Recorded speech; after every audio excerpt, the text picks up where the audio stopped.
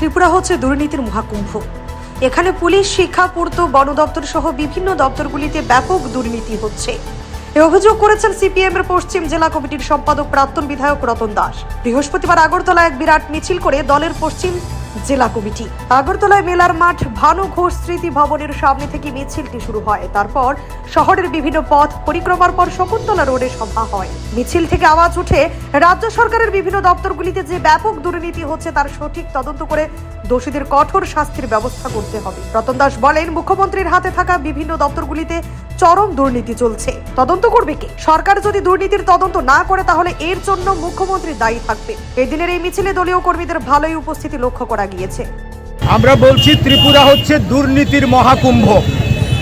BJP এবং মথা IPFT এদের যে জোট সরকার, এই জোট সরকারের আমলে বর্তমানে রাজ্যে সর্বব্যাপক দুর্নীতিতে ছেয়ে গেছে। সরকারের বিভিন্ন দপ্তরে, পুলিশ দপ্তর, শিক্ষা দপ্তর, পূর্ত দপ্তর, নানা দপ্তর, ফরেস্ট, বন বিভাগ, এই সমস্ত বহু দপ্তরের মধ্যে একের পর এক দুর্নীতির খবর সামনে আসছে। আজকেও আছে রাজ্যের বিভিন্ন জায়গায়, খোয়াইয়ে, সিপাহীজলায়, আগরতলায়। এই রাজ্যে কমিশন ঘুষ না দিলে কোনো কাজ হয় না।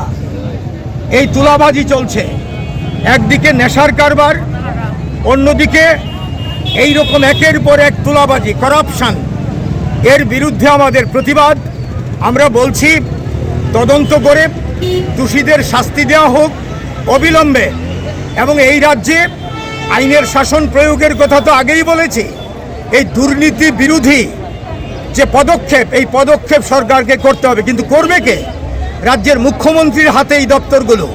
স্বয়ং মুখ্যমন্ত্রী এই জন্য দায়ী হবেন জনগণের চোখে, কারণ তার নিয়ন্ত্রিত যে দপ্তর, এই দপ্তরের মধ্যেই সবচেয়ে বেশি দুর্নীতি বাসা বেঁধেছে। Bureau report, CAD TV.